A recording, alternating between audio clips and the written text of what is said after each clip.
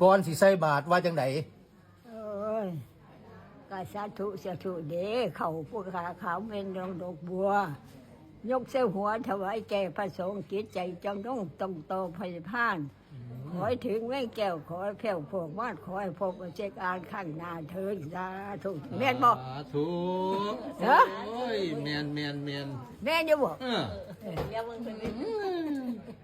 90เท่าไหร่97 97 ชื่อได้อยู่แต่เก่า อืม ๆทั้งหน้าชื่อบ่ได้ อืม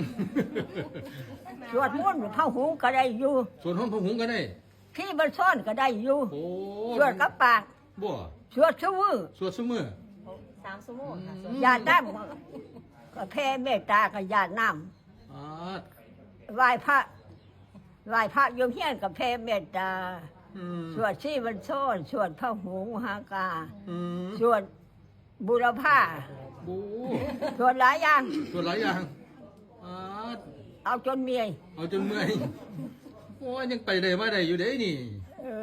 97ล่ะปาด ไปได้มาได้แต่ว่าจิตเขาบาดแสบบัดนักกินแสบบัดได้ก็บ่แสบ ห่วย เขาเที่ยกันยาเขาก็บ่แดก บ่ เขาเฮ็ดให้แสบเขาก็แสบตัวบ่แสบก็สร้างเขา เอ เจ้าขอ อง กินเพื่ออยู่บ่ได้อยู่เพื่อกิน อืม เออ